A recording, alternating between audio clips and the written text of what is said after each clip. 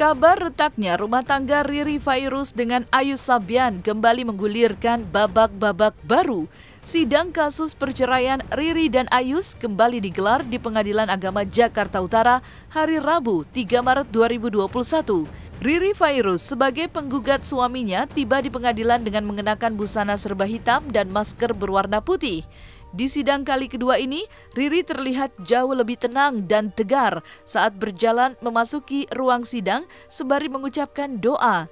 Di saat Riri begitu tegar menghadapi proses perceraiannya, sang suami Ayus justru tak terlihat di Pengadilan Jakarta Utara. Di saat Riri begitu tegar menghadapi proses perceraiannya, sang suami Ayus justru tak terlihat di Pengadilan Jakarta Utara tersebut. Ketidakhadiran Ayus itu pun sontak menjadi pertanyaan, kemanakah sang keyboardis Sabian Gambus itu? Lantas, ketidakhadiran Ayus membuat sidang perceraiannya kembali harus diundur sampai 17 Maret mendatang.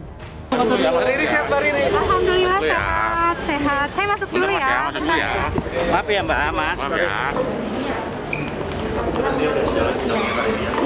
Iya, bismillah. Siap. Sini ke belakang. Awas kursi.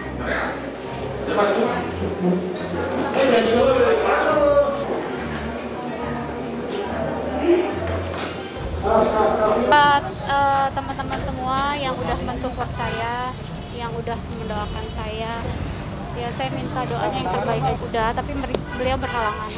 Ya saya udah nggak usah menjelaskan lagi, kayaknya sebelum-sebelumnya udah jelas. Dua itu masih diundur lagi sampai ada sidang yang selanjutnya karena ada kesalahan teknis. Bilang bukan masalah dari pihak Ayus atau dari sayanya, itu kesalahan dari pihak pengadilannya, dari kelurahannya aja gitu. Insya Allah tanggal 17. Sejak rumah tangganya diterpa isu miring tentang adanya dugaan jalinan cinta terlarang antara Ayus dengan Nisa Sabian, Riri saat itu begitu terguncang. Bahkan, Riri yang begitu syok saat mengetahui dugaan jalinan cinta terlarang antara suaminya dengan Nisa Sabian memilih menutup diri hingga belum siap muncul di hadapan media. Namun berbeda dari kemarin, Riri nampak telah siap dan ikhlas melepas suaminya saat berani di hadapan publik dan mengutarakan bahwa perceraiannya dengan Ayus telah menjadi kesepakatan mereka berdua.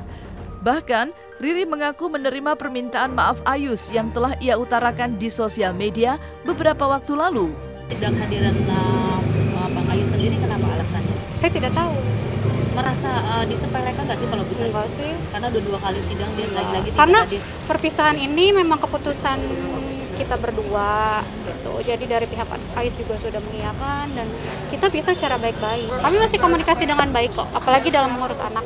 Pokoknya hubungan kita tetap baik-baik aja kok. Mantap untuk menggugat. Itu privasi.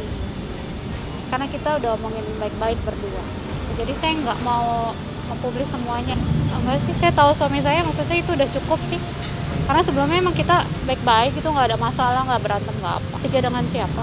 Dengan Nisa, Ayus dan Riri sendiri. Itu privasi kayaknya nggak perlu saya jelaskan. Sejak dugaan hubungan gelap Ayus dan Nisa Sabian heboh di jagat dunia maya, pihak keluarga Nisa Sabian pun telah angkat bicara.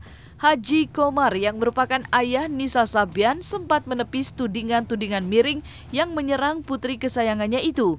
Bahkan secara tegas, Haji Komar mengungkapkan kalau putrinya bukanlah sosok wanita perebut laki orang, seperti yang ditudingkan netizen selama ini. Alih-alih ingin menanggapi pernyataan ayah Nisa Sabian, Riri Fairuz justru mengungkapkan bahwa hanya Yang Maha Kuasalah yang melihat dan mendengar semua yang terjadi. Ya, tidak benar itu. Saya kan tahu betul, Umi itu anak saya, itu tidak benar. Itu sebenarnya bohong, nggak ada lah, saya nggak tahu ya. Sebab dia ceria-ceria biasa aja, jadi nggak ada yang aneh lah, nggak ada yang aneh. Sebagai orang tua kepada putrinya ya, Umi selalu itu, awas, jangan tinggalkan sholat, hindari hal-hal yang kurang pantas. Apalagi sampai kalau kita lihat di TV yang melawan negara seperti ya yang nggak pantas lah dilihat. Kalau masalah itu kan sifatnya pribadi ya. Jadi kalau buat saya biasa-biasa aja. Ya kalau misalnya masalah itu biasa. Mungkin barangkali Allah mau angkat derajat itu aja. Sekarang jawabannya siapa sih? Ya jangan pun kalangan orang tua, anak-anak aja kan begitu aja. Orang tuh ya cuma mintanya dorongan doa aja buat anak. Mudah-mudahan ini anak sehat selamat di mana aja. Kalau masalah itu kan udah udah jalannya dari Allah seperti itu kan. Saya sudah anjurkan dari sana dulu klarifikasi. Kita juga mau doanya secepatnya lah.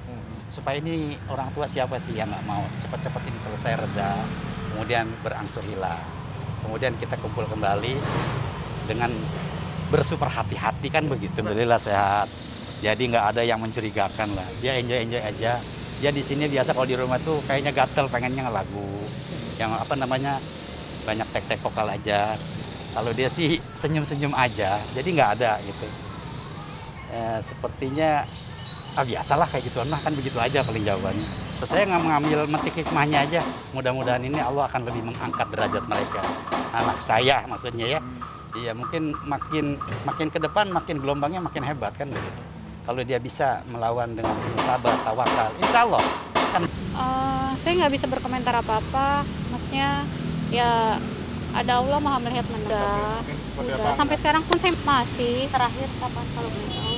Lupa saya 3 minggu yang lalu apa. Soalnya saya kan lagi liburan sama. Kalau orang tua emang udah lama sakit, jadi bukan karena saya nggak tahu.